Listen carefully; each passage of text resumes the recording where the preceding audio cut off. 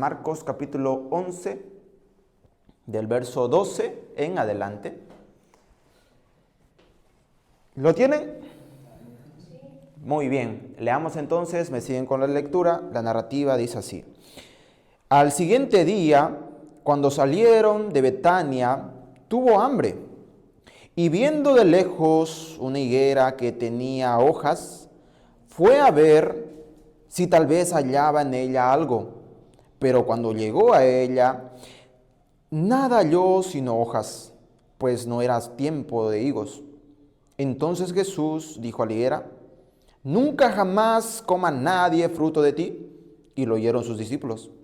Vinieron pues a Jerusalén, y entrando Jesús en el templo, comenzó a echar fuera a los que vendían y compraban en el templo, y volcó las mesas de los cambistas y las sillas de los que vendían palomas. Y no consentía que nadie atravesase el templo llevando utensilios alguno. Y les enseñaba diciendo: ¿No está escrito: mi casa será llamada casa de oración para todas las naciones? Mas vosotros la habéis hecho cueva de ladrones. Vamos a orar. Señor mi Dios, Padre eterno, en esta mañana estamos, Señor, nuevamente en este lugar, y qué precioso, Padre, que tú nos das la oportunidad de poder ver tu palabra nuevamente. Para nosotros, Señor, es algo bueno, y de hecho, mi Dios, rogamos que este tiempo tu Espíritu siempre esté obrando en nuestras vidas. Danos, Señor, corazones dispuestos a aprender de ti, y dejamos en tus manos este tiempo en Cristo Jesús. Amén. Muy bien, ya estamos hasta ahí. Vamos a dejarlo ahí, la narrativa del libro de Marcos. Anteriormente de este acontecimiento, vamos a seguir hablando acerca de Jesús, prácticamente su vida de Jesús, y vamos a ver un poquito del contexto. ¿Qué había pasado antes de que Jesús llegue al templo, incluso antes que llegue a Jerusalén? Bueno, habíamos visto anteriormente, el anterior miércoles, que Jesús llega a Jerusalén y no llega solo, ¿no? ¿Quiénes le acompañaban? Mucha gente, sus discípulos, gran multitud que le alababa, que le aclamaba, que estaban ansiosa porque Jesús había entrado, había llegado. Y habíamos visto la entrada de Jesús. Muy bien, pero ahora también al final de la narrativa, habíamos visto que Jesús hace una mirada general a la gente, una mirada general a todos los que estaban en ese lugar, porque estaban en una semana de la Pascua. Y habíamos dicho que en esta semana de la Pascua, pues era una fiesta tan importante, una fiesta tan conmemorativa, una fiesta tan significativa, una fiesta de mucha identificación, de mucha identidad, a tal punto que todos los judíos que estaban esparcidos por toda Asia venían a Jerusalén, venían esa semana a Jerusalén. Prácticamente el Imperio Romano tenía que estar alerta, ¿no? Tenía que estar con los soldados despiertos, tenía que estar una vigilancia estricta, porque no faltaba uno que otro judío que se podía, no sé, crear un revuelto, crear conflicto y todo aquello. Entonces, imagínense, Jerusalén estaba repleta de gente, repleta de personas. Había mucha gente, muchísimas personas en ese lugar, a tal punto que no había incluso donde duerman las personas. Muchos se hospedaban en establos, en lugares alejados, pero había mucha gente en este lugar. En mi pueblo, por allá, por donde yo vivo, hay una fiesta donde se llena así el pueblo en sí. Es la fiesta de San Juan, hace poco que pasó, mes de junio, ¿no? Mucha gente va, Cochabamba, de La Paz, de Santa Cruz, de todos los departamentos, los que son residentes, así se les dice, llegan al pueblito y ese pueblo revienta de gente y de música, de actividades, de programa y todo aquello. Bueno, más o menos así estaba en Jerusalén, había mucha gente, pero Jesús hace una mirada profunda a las personas y Lucas va a decir que Jesús llora, Jesús se entristece. Jesús ve el corazón de las personas, ve la intención de las personas, ve que estas personas estaban teniendo una vida mala, que por fuera se pareciera bien, pero por dentro estaba mal. Entonces, después de que Jesús hace esa mirada, Él regresa a Betania, regresa donde estaban sus amigos, y la narrativa continúa desde ahí. Por eso es que el verso 12 dice, Jesús se fue a Betania al siguiente día. ¿Qué día sería? Siguiente día, lunes. ¿Ya? Estamos en la semana de la Pascua, domingo hace la entrada Jesús a Jerusalén, está todo el día en Jerusalén, por la noche hace la mirada profunda al pueblo, en la noche se va a Betania a descansar al siguiente día. Vamos al siguiente día, cuando salieron de Betania, ahora otra vez Jesús está volviendo a Jerusalén, dice que tuvo hambre. Qué interesante que Marcos siempre nos muestra características, cualidades de Jesús que otros evangelios no lo hacen. Nos muestra también su parte humana de Jesús. Él tenía hambre, era hombre, era Dios, era hombre, sentía hambre. El siguiente dice que vino y viendo de lejos una higuera que tenía hojas, fue a ver si tal vez hallaba en ella algo, pero cuando llegó a ella, nada halló sino hojas, pues no era tiempo de higos. Leyendo este pasaje y también viendo algunos comentarios, muchos apuntan a que hay algunas religiones, así decirlo, que utilizan pasajes como estos para desacreditar a Jesús, para decir a Jesús no era como decía ser, no era aquel hombre bueno, amable, perfecto. No, Jesús también se enojaba, Jesús también mostraba su rabia y su enojo. ¿Por qué? Porque ¿qué hizo una higuera? ¿Quién conoce la planta de higos? ¿Quiénes conocen? Todos creo, ¿no? Sí, todos. ¿Han comido higos? ¿Sí? Hasta hacer arder los labios. No, porque pica, ¿no? Hasta sale, ¿cómo se dice eso? Unos juegos por ahí, ¿no? Arde. Pero bueno, todos conocemos la higuera. Y la planta de higos, allá en Jerusalén, pues era común. Había mucho de esto, ¿no? La planta de higos. Entonces Jesús acerca una planta, a una higuera, pero muchos dicen que Jesús ahí mostró su enojo, descargó toda su rabia, toda su ira, todo lo que él sentía en una planta, en algo que no tenía la culpa, en algo que no tenía que ver para nada. ¿Por qué? Porque Marcos incluso nos dice, Jesús va a la planta a buscar higos cuando no era tiempo. Y le va a maldecir a esa planta. O sea que Jesús está haciendo algo malo. De estos pasajes son uno de los cuantos que Jesús hace un milagro, pero no causa algo bueno, sino una maldición. Anteriormente a esto, Jesús también había hecho otro milagro, cuando había sacado a un endemoniado y los demonios salen a los cerdos y los cerdos se despeñan y mueren, ¿no? Entonces la gente había visto todas estas cosas. Ahora sus discípulos van a ver también a esta planta, una planta que dice que prácticamente no era el tiempo de tener higos, pero Jesús se acerca. A finales de marzo, principios de abril, las plantas las higueras, los higos, la planta del higo, empieza a brotar hojas, empieza a salir hojas. Y juntamente con sus hojas empieza a brotar un mini fruto. No es el fruto en sí, pero es algo tan chiquitito que brota juntamente con las hojas. Entonces, este mini fruto, aproximadamente a mediados de agosto, septiembre, ya empieza a dar su fruto. Y Jesús prácticamente está en el mes de abril, que es la semana de la Pascua. O sea que ya las plantas de las higueras tenían buenas hojas y ya deberían tener un mini fruto por ahí que se notaría que esta planta iba a funcionar.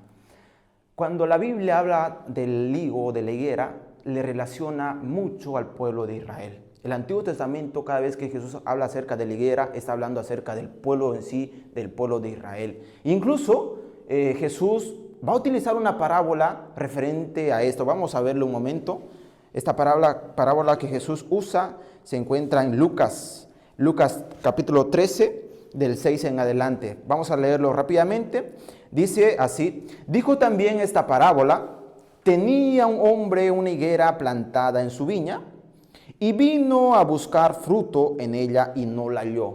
Bueno, mire, hay unas cosas que se asimilan, ¿no? Como que Jesús viene y busca y no encuentra. Y luego dice el 7, y dijo al viñador: he aquí, hace 3 años que vengo a buscar fruto en esta higuera. ¿Cuánto tiempo duró el ministerio de Jesús en Jerusalén, en toda esa región? 3 años, justamente, hace 3 años. Entonces dice, he aquí que vengo a buscar fruto en esta higuera y no la hallo, cortarla para que inutiliza también la tierra. Una pregunta. Él entonces respondió, le dijo: Señor, déjala todavía este año, hasta que yo cabe alrededor de ella y la abone. Y si diere fruto, bien, y si no, la cortarás después. 3 años antes de que Jesús se encuentre con esta higuera, en Mateo capítulo 3, Juan el Bautista habla acerca de que el hacha está lista para cortar el árbol de raíz. Y hace referencia al pueblo de Israel. Entonces, ¿qué estaba pasando aquí con Jesús y sus discípulos? Jesús había venido hace 3 años buscando fruto en su pueblo y no lo había encontrado. ¿De qué fruto estaba hablando Jesús para su pueblo? De cosas que de verdad nacen del corazón. El pueblo de Israel se jactaba de que creía en el Dios verdadero. Y no estamos hablando de cualquier ateo, no estamos hablando de cualquier persona que hace sus cosas malas. No, estamos hablando de un pueblo escogido por Dios, el pueblo de Israel. El pueblo que creía tener al Dios verdadero, el pueblo que creía tener en el templo, porque luego vamos a hablar acerca del templo, un templo consagrado para Dios, un lugar especial para Dios. Y justamente en esta semana de la Pascua venía mucha gente con ese ánimo, con esa intención, ¿no?, de adorar a Dios, pero no lo hacían de corazón. Por eso es que Jesús está diciendo, a esta planta, a esta higuera, lo maldice y se va a morir. Se ve muy bien por fuera, tiene hojas verdes, está aparentemente agradable a los ojos de los demás, pero no sirve de nada si no tiene frutos. Y Israel era así. Israel aparentemente era un pueblo frondoso, un pueblo que era bien visto incluso por el Imperio Romano, pero no tenía fruto. Había un problema en la raíz. ¿Y cuál era ese problema?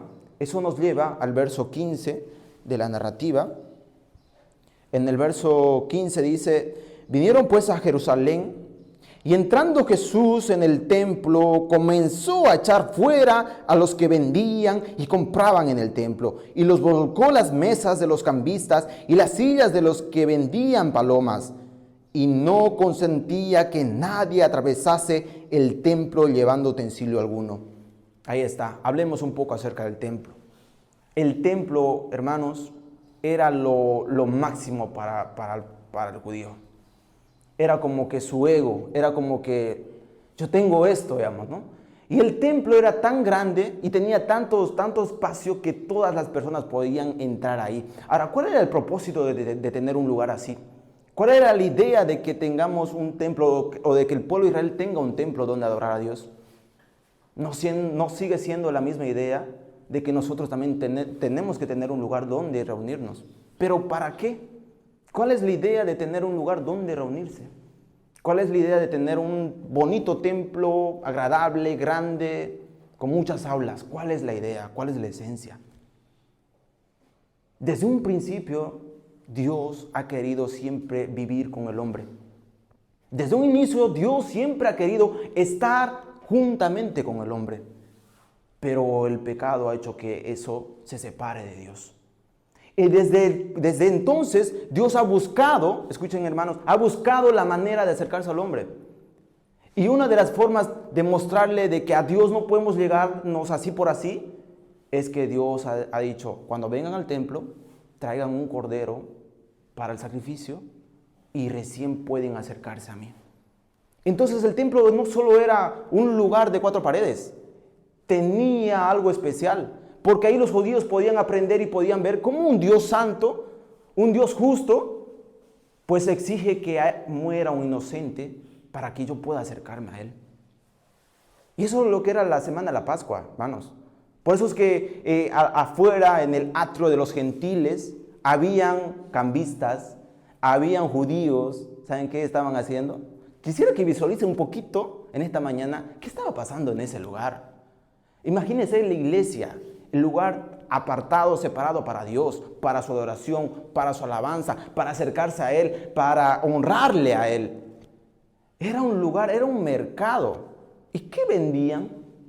¿Verduras? No, corderos, palomas. ¿Para qué? Para el sacrificio. ¿Y dónde lo hacían? En el atrio de los gentiles. Aparentemente los líderes de judíos dijeron, bueno, tenemos ese espacio ahí, el atrio de los gentiles, ¿no? Porque ellos tenían mucho recelo de ser judío con el gentil, pero usémoslo para algo que nos beneficie. Pongamos puestitos ahí, alquilemos puestos y que se vendan los corderos. Y que todos los que vengan al templo, que quieran comprarse su cordero, pues ahí está el negocio. Y muchos de los líderes judíos eran dueños de esos puestos. Y Jesús estaba visualizando todo eso. El lugar donde debería ser la adoración a Él, el lugar donde deberíamos acercarnos a Él con convicción, se convirtió en un mercado. Y Jesús va a pronunciar algunas palabras duras para ellos y va a decir el verso 17, y les enseñaba diciendo, ¿no está escrito, mi casa será llamada casa de oración para todas las naciones? Mas vosotros la habéis hecho cueva de ladrones. Dos pasajes que utiliza aquí Jesús del Antiguo Testamento. La primera dice, mi casa será llamada casa de oración para todas las naciones. Parece que los judíos se centraron tanto en ellos que dijeron, la salvación solo es para nosotros. Nuestro Dios solo es para nosotros, no para nadie más. Cuando en realidad, cuando Dios hizo la promesa a Abraham, que le dijo, en ti serán benditas todas las naciones. No solo tú, Abraham, todas las naciones. Por lo tanto, ¿ellos qué estaban haciendo? Porque al final va a decir, esta es una cueva de ladrones. Alrededor del pueblo o de la región de Jerusalén, habían cuevas y ellos conocían bien. Ahí se escondían varios ladrones que habían cometido sus delitos, sus atracos, estaban ahí escondiéndose. Y Jesús les está diciendo eso. Ustedes, los líderes judíos, son una cueva de ladrones. Y esto nuevamente nos apunta a la higuera, porque esto está relacionado, esto está unido, esto no se puede separar. Estos dos acontecimientos tienen una sola enseñanza. Hay un juicio, hay un castigo que te va a llegar al pueblo de Israel. Y ya es hora. Hace 3 años he venido, no has cambiado, te llegó la hora. Si lo dejamos esta narrativa ahí, hacia el pueblo, yo creo que para nosotros no nos llega nada, ¿no? Eso era para el pueblo. Para nosotros ya no hay relevancia. Pero qué precioso por Mateo, porque Juan va a decir, todo árbol que no dé fruto será cortado. Ahí ya no solo es para el pueblo de Israel. Todo árbol que no dé fruto será cortado. Esto es una advertencia muy dura para nosotros. Porque podemos estar engañándonos en una apariencia falsa. Podemos mostrar un árbol frondoso con nuestras vidas por fuera, pero sin fruto. Muchos pueden ver que nuestra vida puede llegar a ser ejemplo, quizás, ¿no? Para otro cristiano, porque ese es el peligro, hermanos. Ese es el peligro de decir, soy cristiano, porque otros te ven. Pero ¿tienes frutos? ¿Tienes de verdad frutos dignos de seguir? ¿Hay frutos en nuestras vidas? Porque todo árbol que no dé fruto será cortado. Eso incluye a nosotros, hermano. Qué triste y lamentable es irse al infierno detrás de un ministerio. Qué triste y lamentable es irse al infierno detrás de un púlpito. Qué triste y lamentable es irse al infierno pensando que somos salvos y no lo somos. Porque escucha lo que dice Pablo a Timoteo. Segunda de Timoteo.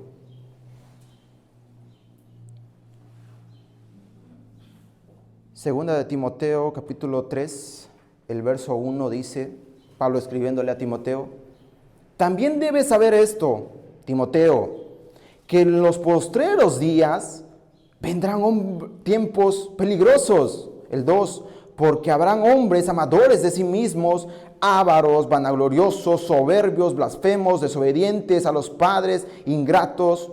El 5 dice que tendrán apariencia de piedad, escuchen, pero negarán la eficacia de ella. A estos evita. Tendrán apariencia de piedad y negarán la eficacia de ella. ¿Qué está diciendo Pablo? La piedad que profesa usted es eficaz. Eso es lo que está diciendo. La piedad que usted dice manifestar y vivir es eficaz. Debe hacer algo. Debe reflejar frutos. debe haber resultados. ¿Cuánto tiempo lleva en la vida cristiana? No sé cuánto tiempo lleva, pero ¿es eficaz? ¿Hay frutos? ¿Se ven? ¿Son visibles? ¿O está negando esa piedad que dice manifestar? Porque no hay nada en su vida. Y somos como cueva de ladrones, que no queremos recibir el castigo de Dios, el juicio de Dios, y entre la semana vivimos como mundanos, y el domingo venimos a la iglesia para calmar nuestra conciencia. Porque eso es lo que hacían el pueblo judío. Ellos, hermanos, estaban en un lugar correcto, el templo. Estaban diciendo las palabras correctas. Estaban haciendo el sacrificio correcto. Pero Jesús vio el corazón y dijo: ustedes de labios me honran, su corazón está lejos de mí. Así que no es las paredes de la iglesia lo que nos llega a ser salvos, nos llega a ser hijos de Dios. ¿Cómo está su corazón? ¿Hay frutos visibles? ¿Estamos demostrando que somos hijos de Dios? ¿Por qué no se pone a pensar en esta mañana, de verdad, yo será que soy hijo de Dios? ¿O me estoy autoengañando? Y cuando sea la hora, voy a ser cortado. Juan capítulo 15 dice: el que no tiene fruto, pues es cortado. Yo os he llamado para que llevéis mucho fruto. En el Señor, hermano, tenemos que llevar frutos. Tenemos que demostrar que somos cristianos. Tenemos que vivir la vida cristiana. Yo quiero más de ti, hemos cantado al inicio. ¿Será que queremos? Muchas veces estamos así, hermanos. Y es por eso que estamos viviendo así la vida cristiana, livianamente. Y no hemos entendido que Dios nos está mirando con una mirada profunda, una mirada de amor, y esperando el tiempo. Para el pueblo de Israel le llegó su tiempo, le llegó la hora. Por haber desobedecido a Dios, por haber tenido un corazón rebelde, por no someterse a su voluntad. Esto es también para nosotros. Nos va a llegar la hora. Y como ya les dije, sería muy triste que nos vayamos al infierno sabiendo que podríamos ser salvos. Vamos a orar. Señor mi Dios,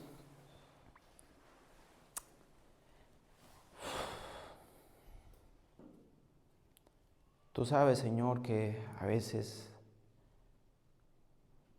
hay porciones en tu palabra, Señor, que es un poco complicada poder enseñar. Y agradecemos, Señor, por ella, porque nos hace ver, porque nos abre los ojos, porque podemos, Señor, tener la oportunidad de volver a aquel primer amor y arrepentirnos, Señor. Danos, Padre, este privilegio de poder regresar a tus brazos de amor. Sabemos, Señor, que la salvación no es por obras. Pero, Padre, tú nos has hecho salvos para hacer buenas obras. Ayúdanos, Señor, en esta mañana a conectarnos contigo, a alinearnos, Señor, a tu evangelio. Y hacer, Señor, si lo aplicamos este pasaje, una planta, una higuera, que lleve fruto, que haya fruto, para que otros puedan disfrutar. Gracias, Dios, por tu palabra en Cristo Jesús. Amén.